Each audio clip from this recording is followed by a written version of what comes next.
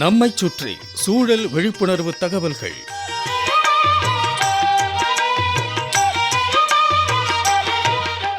அன்புள்ள நமச்சிவாயம் ஐயா அவர்களுக்கு உங்கள் மாணிக்கம் எழுதும் மடல்.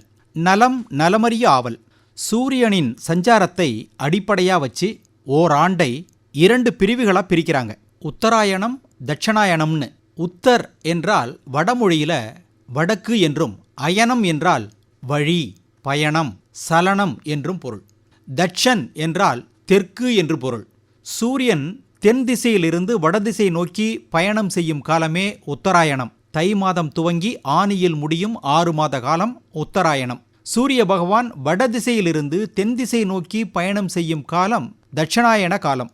ஆடி மாசம் தொடங்கி மார்கழியில் முடியும் காலம் தட்சணாயன காலம். உத்தராயணம் தட்சணாயனம் சேர்ந்த ஓராண்டு காலம் தேவர்களுக்கு ஒரு நாள், ஒரு பகல், ஓரிரவு. உத்தராயணம் தட்சணாயனம் ஆகிய 2 அயன காலங்கள்ல உத்தராயணம் மிகவும் புனிதமான காலமாக போற்றப்படுகிறது.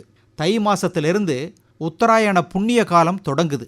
நமச்சிவாயம் ஐயா, தை பிறந்தால் வழி பிறக்கும்னு ஒரு பொன்மொழி சொல்லப்படுவதுண்டு. அதாவது கடனை உடனே வாங்கி விவசாயம் செய்யும் விவசாயிகள் அந்த பயிரை அறுவடை செய்து வாங்கின கடனை அடைச்சி நிம்மதி பெருமூச்சு விடும் மாதம். அதனாலேயே அந்த பொன்மொழி. மனித உடலானது ஒரு குறிப்பிட்ட அளவுக்கு தீவிரத்தையும் உணர்தலையும் அடைந்து விட்டால் அதுவே ஒரு பிரபஞ்சமாக இருக்கிறது. வெளியே நிகழும் அனைத்தும் சூட்சமமான விதத்தில் உடலில் வெளிப்படுகிறது.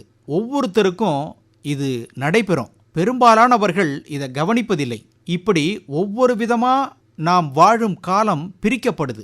மாதங்கள் அடிப்படையில், பருவ காலங்கள் அடிப்படையில், பயிர் சாகுபடி செய்யும் கால அடிப்படையில், ஆங்கில தமிழ் மாத கால அடிப்படையில்னு பலவாரா பிரிக்கலாம். எப்படி பார்த்தாலும் வருடம் ஒன்று, அதில் இருக்கும் மாதங்கள் 12, வாரங்கள் 52, நாட்கள் 364 தான். இதை நமக்கு சௌகரியமான காலங்களா பிரிச்சுக்கிறோம் அல்லது பிரிச்சுக்கணும். நல்லதொரு நிம்மதியான வாழ்க்கையா வாழ தெரிஞ்சுக்கணும். இப்போதெல்லாம் கால சூழல் மாறிடுச்சு அல்லது நாம மாத்திட்டோம். இயற்கையோடு இயைந்து வாழணும், எதிர்த்து வாழக்கூடாது, முடியாது. நமச்சிவாயம் ஐயா, அதனால தான் நம்ம பெரியவங்கள்லாம் சொல்லி வச்சுட்டு போனாங்க, பருவம் பார்த்து பயிர் செய்யணும்.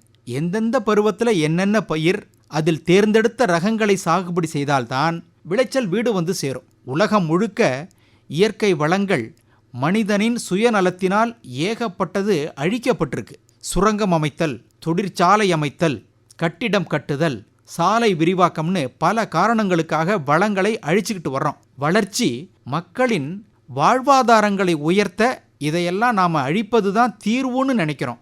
அப்படி அல்ல. இது நமது அடிமடியிலேயே கை வைக்கிற மாதிரி. அந்த காலத்தில் பிரிட்டிஷார் நமது இயற்கை வளங்களை சுரண்டினர். இதற்காக மகாத்மா காந்தியடிகள் பெரிதும் வருத்தப்பட்டிருக்கிறார். காந்தி சமூக மாற்றத்தை விரும்பியவர் தான். ஆனால் அது மனிதனுக்கும் சுற்றுச்சூழலுக்கும் பாதிப்பை ஏற்படுத்தாதவாறு இருக்கணும் என்பதை வலியுறுத்தினார். காந்தியடிகள் அன்று சொன்னது இன்று நிஜமாகி வருகிறது. பலரும் இயற்கை விவசாயத்தை நாட ஆரம்பிச்சிருக்காங்க. இயற்கையை பாதுகாக்க முனைப்போடு ஈடுபடுறத பார்க்குறோம். இது இன்னும் பல்கி பெருகணும். அப்படித்தானங்க? இப்படிக்கு மடல் மாணிக்கம்.